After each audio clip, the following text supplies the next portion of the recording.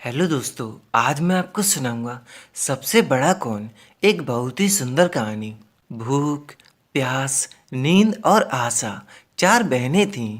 एक बार उन चारों में श्रेष्ठता की लड़ाई हो गई। हर कोई अपने आप को बड़ा बता रही थी। भूख ने कहा, मैं बड़ी हूँ। प्यास ने कहा कि मैं बड़ी हूँ।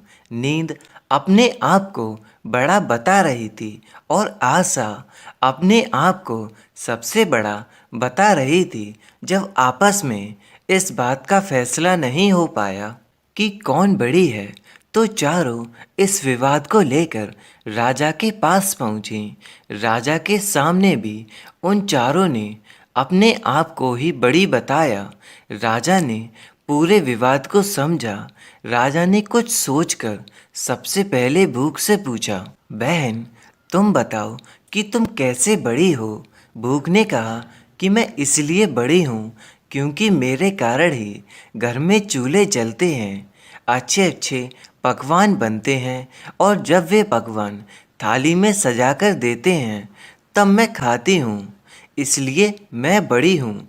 यह सुनकर राजा ने अपने सैनिकों को आदेश दिया कि जाओ, राज्य के प्रत्येक भाग में यह घोषणा करवा दो कि आज से कोई अपने घर में चूल्हे ना जलाए, पकवान ना बनाए, थाल ना सजाए। तब देखते हैं कि जब भूख को भूख लगेगी तो वह क्या करेगी। सारा दिन बीत गया, सारी रात बीत गई। सुबह हुई तो भूख को भूख सताने लगी।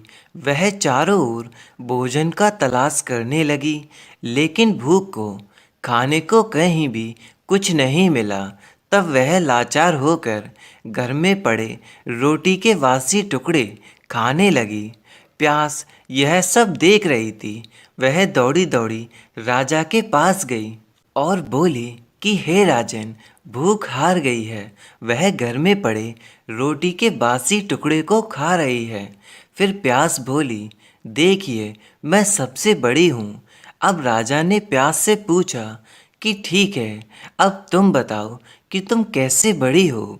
प्यास बोली, मैं इसलिए बड़ी हूँ क्योंकि मेरे ही कारण लोग कुएं और तालाब बनवाते हैं, बर्तनों में भरकर पानी रखते हैं और वे जब पानी किसी बर्तन में भरकर मुझे देते हैं तब मैं पीती हूँ, इसलिए मैं बड़ी हूँ। राजा ने अपने सेवकों से कहा कि जाओ और पूरे राज्य में घोषणा करवा दो कि कोई भी कुएं ना खुदवाए, अपने घर में बर्तनों में पानी भरकर नहीं रखे।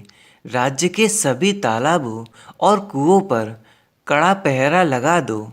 किसी को कोई बर्तन भरकर पानी ना दो। देखते हैं जब प्यास को प्यास लगती है तो वह क्या करती है। पूरा दिन बीत गया और पूरी रात भी बीत गई। जब प्यास को प्यास सताने लगी, अब वह यहाँ वहाँ भटकने लगी। उसे जब कहीं भी पानी की एक बूंद पीने के लिए नहीं मिली तो मजबूर होकर वह झुककर एक गड्ढे का पानी पीने लगी। नींद यह सब देख रही थी। उसने तुरंत राजा को यह सब बताया और कहा कि प्यास हार गई। वह तो गड्ढे का पानी पी रही है, इसलिए मैं बड़ी हूँ। अब इसमें कोई संदेह नहीं रह गया है।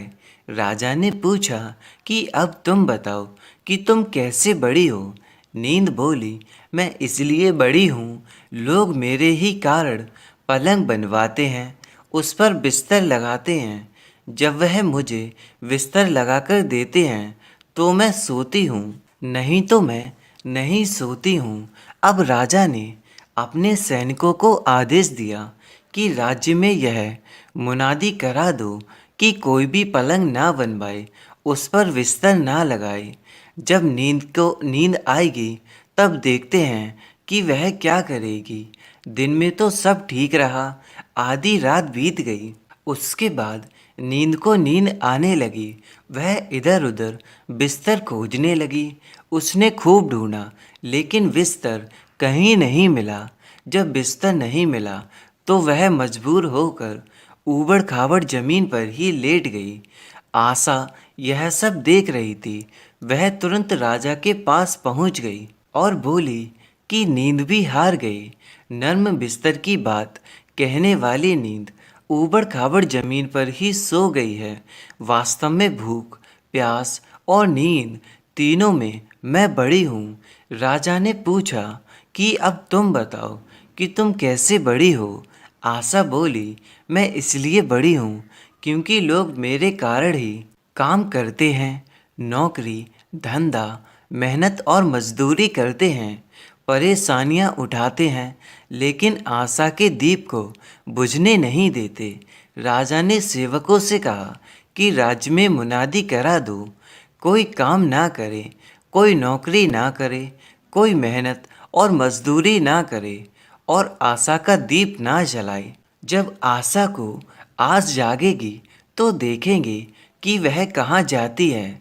सारा दिन बीत गया, आधी रात बीती। जब आशा को आस जगी, वह यहाँ वहाँ गई, लेकिन चारों ओर अंधेरा छाया हुआ था। टिमटिमाते दीपक के प्रकाश में एक कुमार काम कर रहा था। आशा वहाँ जाकर टिक गई। राजा ने देखा कि कुम्हार ने जो दिए बनाए थे वह कुमार की आशा के अनुसार सोने के हो गए। कुमार की छोटी सी झोंपड़ी सुंदर महल बन गई। यह देखकर राजा बहुत खुश हुआ। फिर उसने अपना फैसला सुनाया कि भूख, प्यास, नींद और आशा, इन चारों में आशा ही सर्वश्रेष्ठ है। यह सारी दुनिया आशा अर्थात उम्मीद पर ही टिकी हुई है। हम सभी के जीवन में एक आशा ही होती है जो हमें नामुमकिन काम को करने में भी ताकत देती है। आशा घने अंधेरे में रोशनी की उस किरण की तरह है जो मनुष्य को घनघोर कष्ट में भी जीने की प्रेरणा देती है। इंसान हर बुरे समय से भी लड़ लेता है क्योंकि उसे एक आशा होती है कि यह कष्ट का समय भी निकल जाएगा और अच्छे दिन भी आएंगे। यदि इंसान के जीवन में आशा ही ना हो तो वह एक मरे हुए इंसान के समान ही हो जाएगा। इसलिए कभी आशा का दामन मत छोड़ना, क्योंकि आशा ही सर्वश्रेष्ठ है।